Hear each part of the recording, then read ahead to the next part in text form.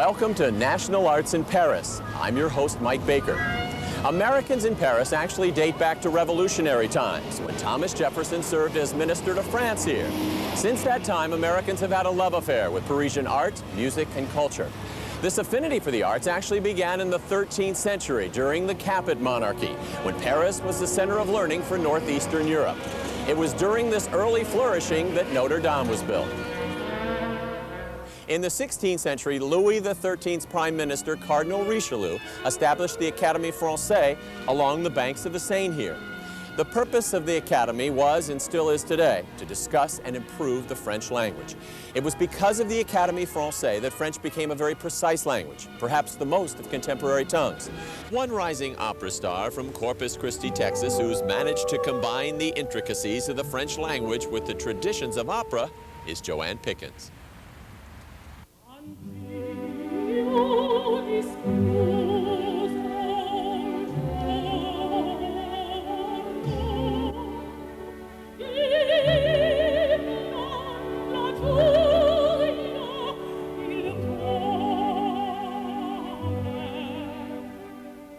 You perform for all levels of French society, even for the French Senate, which is a very high honor.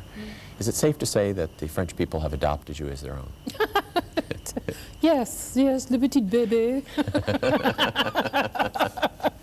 Well, once I got called the baby sister of Jesse Norman in the Critics, so I took that as a compliment. You know? Yes, so I guess they have adopted me, yes. The French are so particular about their language. I would think that one's diction would have to be perfect in order to get accolades, and yours has been rewarded time and time again by the critics. Well, yeah, I work on it. Now, when I speak French daily, it's chocked full of errors, as my husband can tell you. But when I work on it to sing either an opera or the melody, of course, I have to work on the diction to make it as perfect as I possibly could. I mean, you know, you always make some little fault and everything, like singing with Noel, you know, there's always the little bitty nuances of the language. But yes, you do have to work on it.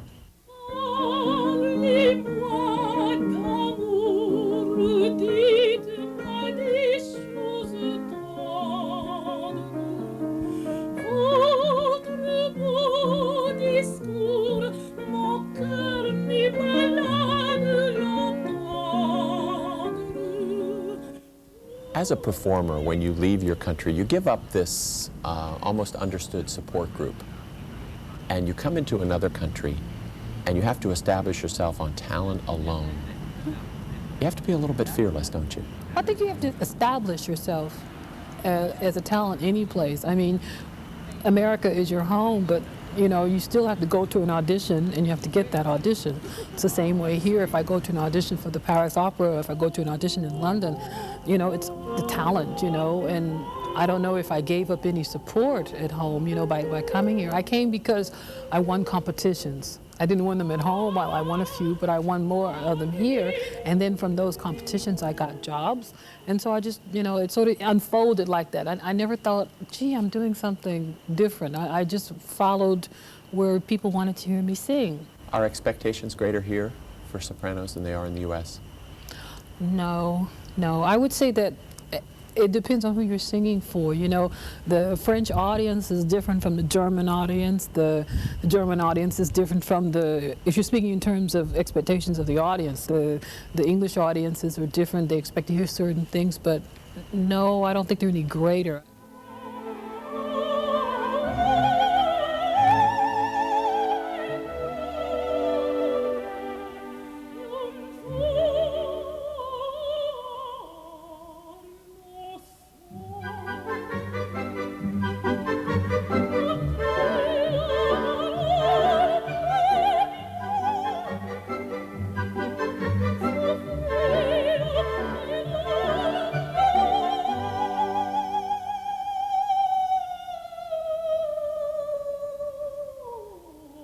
So opera's homogenized when it comes to locales, hasn't it? Yeah, for sure. It's a bit like the co-productions now, you know, in the cinema. I think it's a good thing because it gives more people the chance to see a production, especially if it's a good production.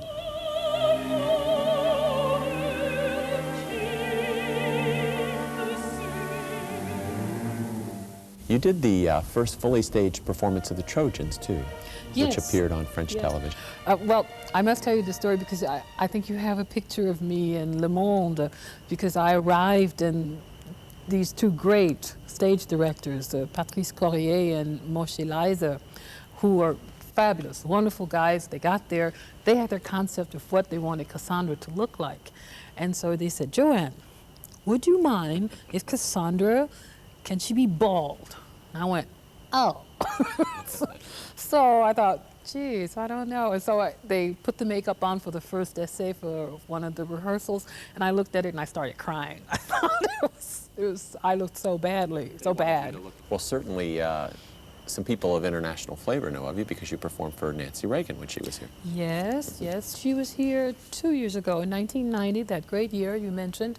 And she was publicizing the French translation of her book. And she appeared on the television show Frédéric Mitterrand, who happens to be the nephew of François Mitterrand. Joanne Pickens.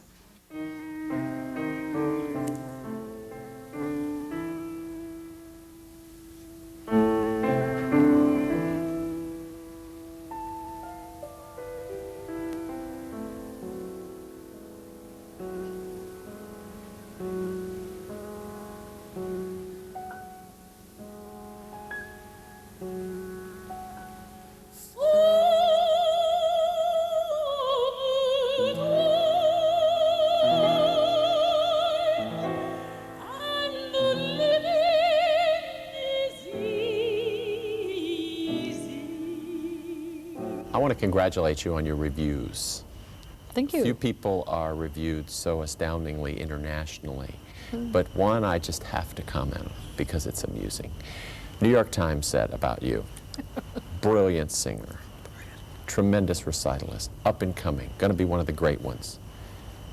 And why doesn't she perform more at home? How do you answer that Law. now that you've gained this tremendous European reputation?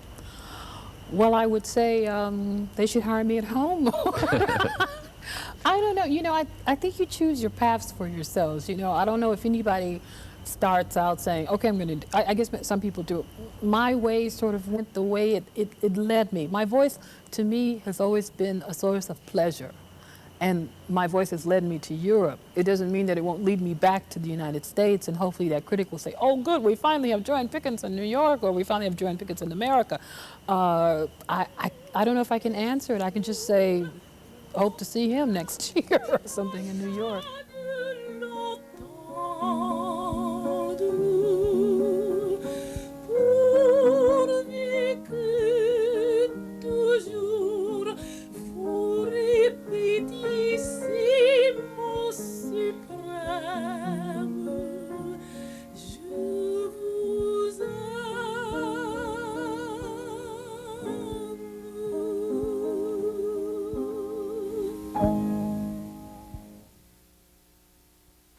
It was also under Cardinal Richelieu's patronage that the classical age of literature flourished in Paris during the 16th century. Painters and sculptors were given privileges and pensions as well. But it wasn't until after Napoleon and the establishment of the Third Republic in 1871 that Paris became the birthplace of Impressionistic art. It was this artistic spirit that influenced John Koenig, a young painter and soldier who came to Paris during World War II. My physical arrival in Europe was during the war when I was in an armored division, 11th Armored Division, that went on through into Austria, France, Luxembourg, Germany, Austria, and so forth. And then when my GI Bill ran out, I'd already been integrated into a very interesting group of people in a very interesting situation in a city that was terribly interesting. There were these fabulous museums and all things to go, and then going around Europe and learning and looking and seeing, and I was having a fabulous time. This little little boy from the Northwest meeting Picasso, going to see Brancusi, being integrated into people who were working in electronic music in the 50s, things like that. It was just, or I would have had to go to New York if I'd wanted to become a professional artist. Well, I didn't like New York. Paris was far more interesting. When did you develop your style? Oh, early. I began with collage because I didn't have any training in painting. I see a lot of that influence even today. Yes. Oh, yes, the forms are still there. Mm-hmm. And began with collage because it's a wonderful means of learning your trade as far as composition is concerned. Mm-hmm. Textures, shades of white. I learned so much learning with collage. And then as far as the canvas was concerned, I really kind of came into my own personal style. When I went back to the States for 3 months, I had a show in Seattle. And I crossed the States by bus, all around, and saw the light and the spaces of the West that really were integrated from that time on into my work. And that is my personal style that comes from the light and space of the West, and then more specifically later, the light and the space of the Pacific Northwest. You have a very, very different type of light that is much more, let's say, much more organic. It works on my painting. My paintings change because I use layers of color instead of one thick mass of color. It's interesting, your colors tend not to be earthen, but more human. Oh, yes. That I can understand, because, for instance, I only use certain reds, almost always. The flashy red, that's very a la mode, especially in Spanish painting. I don't like it at all. I use the red ochres, or what they call alizarin crimson, which is has lots of blue in it, but it's like blue blood. Oranges, yes, but they're close to a natural orange. Yellows, they're close to a yellow light. I did a very nice painting that came out of really kind of my time in Mexico. And then I used a lot of yellow ochres, all the earth colors. I like the earth colors. And then one color that I like very much, which I consider a color, is white. But that comes from snow. But I think to be a good painter, it's very important to be a good cook. You learn how to make all the sauces and so on. I think maybe Julia Childs should come and work with me for a while.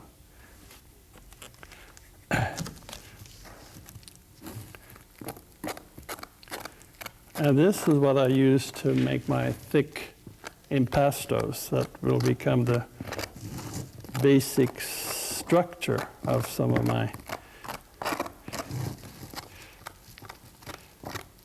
work. Your work has been described as abstract classicism with a certain geometric bent. Yeah, well, the geometric bent, what was always there long ago, before I had even the dreams of becoming a painter. Later on, there's a certain type of geometrics that comes in, but it was more influenced by the architecture, the beams you'll see in the country. So as an American in Paris, and a Frenchman too, you've gone through this period Let's say European. European. You've gone through this period of discovery. And I'm still going through it. You've gone through a period of acceptance and now a period of fame. Yes, it's very pleasant to have fame and to be known the world over. I don't want to go back to the States and make money.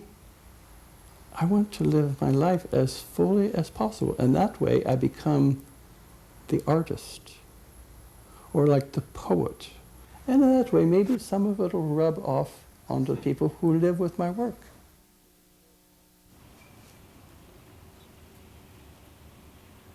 Soon, French Impressionism found its way into music and affected composers like Debussy, Fauré, and Ravel. It also captivated Noel Lee, a young pianist who came to Paris in 1948 to study with Nadia Boulanger and never left. Lee was one of her brightest pupils. To quote Boulanger, Noel is one of the finest musicians I have ever met, a composer with a real personality. He has refinement and strength, an acute perception of the resources of the instrument, and a total understanding of the works.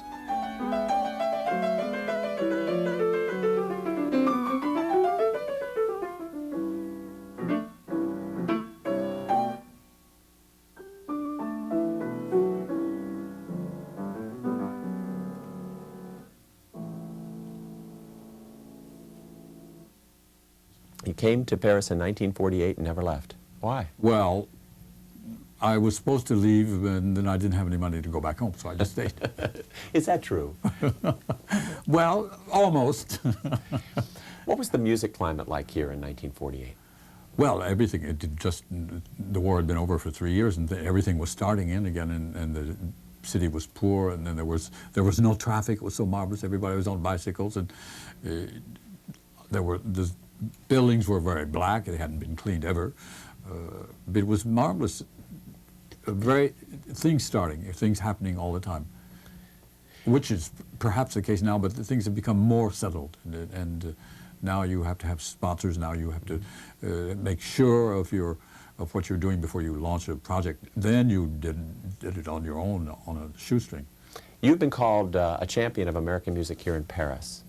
Yes, it's true. I play more American music in France than I do in America. Mm-hmm. But a lot of 19th century, Gottschalk and McDowell, and Amy Beach is a composer I like very much. I've only discovered recently.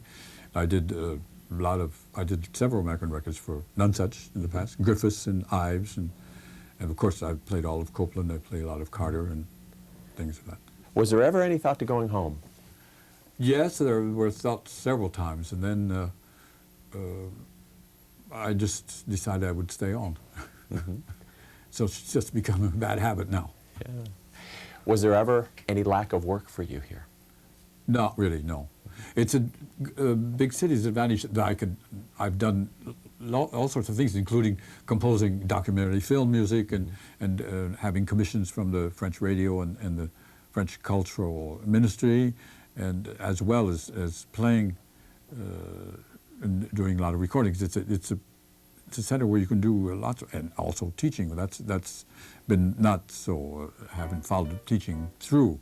I've never been on a faculty someplace, but I do a lot of workshops, especially during the summer.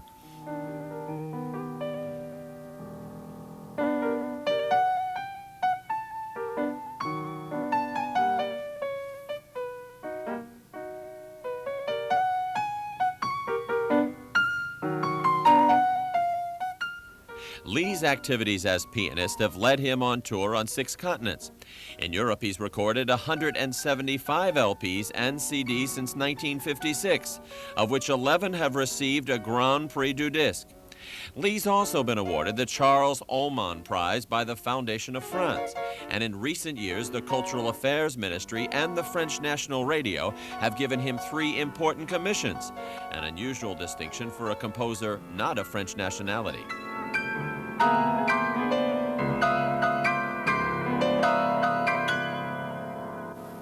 Do they consider you one of their own?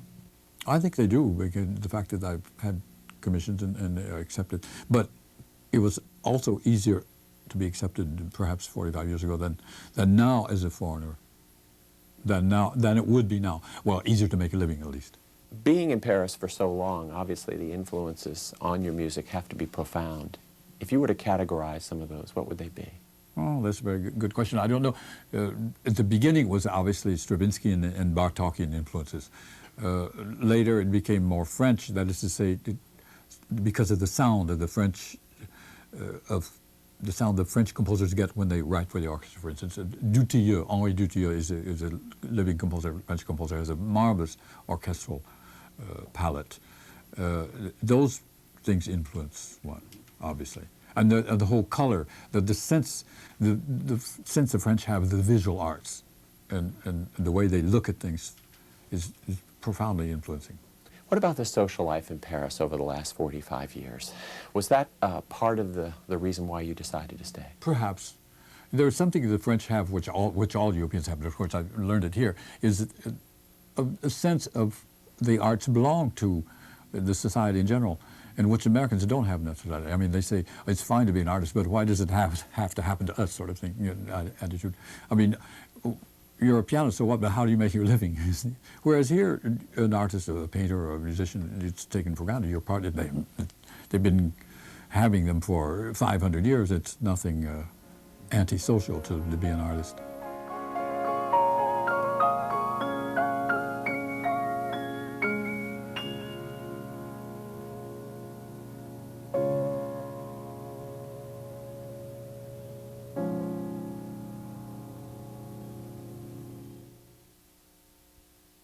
The jazz art form is an American original that found its way into Paris in the 1920s. The French welcomed this free form of musical expression with unbridled enthusiasm.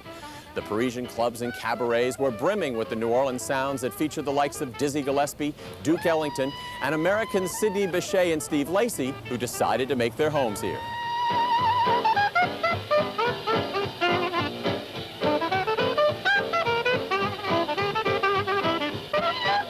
Ear is very much attuned to his sound and everything, and he was a king here. And so the fact that I came later and carried on that tradition, I think it helped a lot. Steve, you forged a compositional and playing style that has its roots in Thelonious Monk, doesn't it? Well, Monk was a fundamental influence in my own stuff, but I think Duke Ellington was the first starting off point for me, and eventually led me to the music of Monk. But I think the whole history of jazz has been very important for me.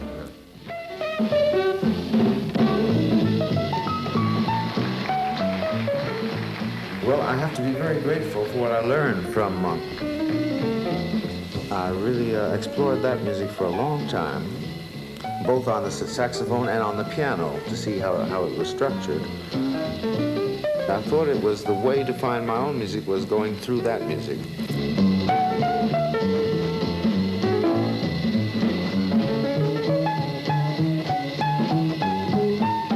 What was it like playing jazz as a teenager with the likes of Hot Lips Page and Pee Wee Russell? Well, it was a heady experience. I think I was very lucky to be at the right place at the right time. And I had a teacher, Cecil Scott, who was working with all these people, and there were 2 concerts of traditional jazz every Friday and every Saturday at that time at the Stuyvesant Casino and the Central Plaza, and these were beer halls. And each place had 2 bands in it. And first I was sitting in with them, and then later I was working with them. And in those 2 bands at 2 different places were some of the greatest players from New Orleans, Kansas City, Chicago, and Washington. It's interesting. You endeavored to play in New York, but you got the kind of resistance that would encourage any musician to look around. Tried Rome for a while, but Paris seemed to be the ultimate stopping off point for you. Paris has been ideal for us. Yeah, I came here with my wife, Irene Abbey, in 1970. We settled down. We came here looking for musicians, actually, and we found them. And the band we formed here in 1970 or 71 is still the same people we still play with now.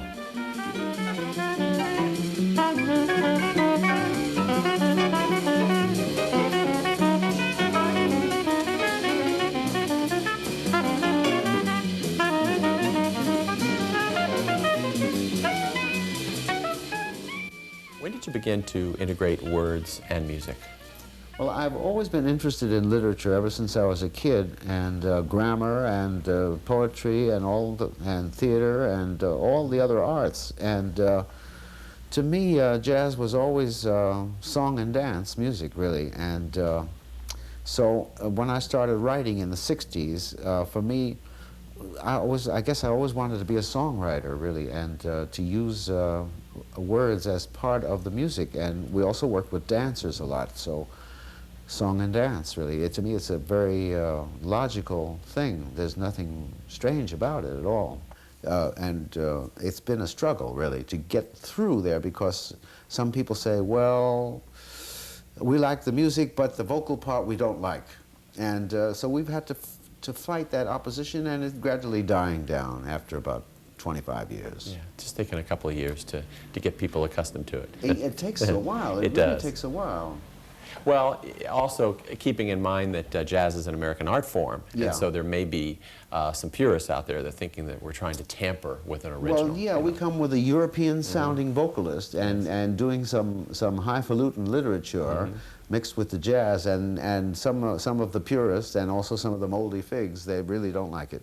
You're sitting in a different vantage point here in Paris, looking at American jazz. What do you think the future of American jazz in America is? I'm not too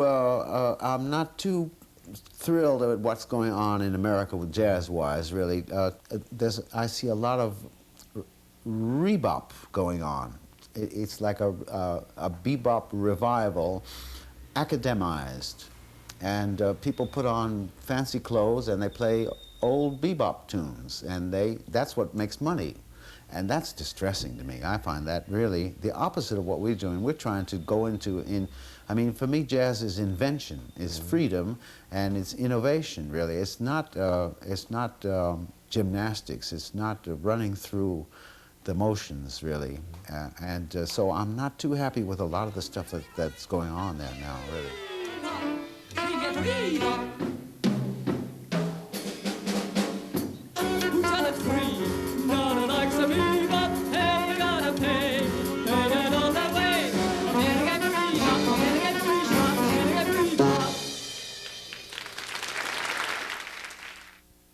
Thank you for joining us on National Arts. I hope you've enjoyed meeting some of our post-war Americans in Paris. Like the character of Chad in Henry James' Ambassadors, Paris is a city that tugs at the heartstrings of all who visit her, and will always be imbued with the richness of artistic, musical, and literary genius.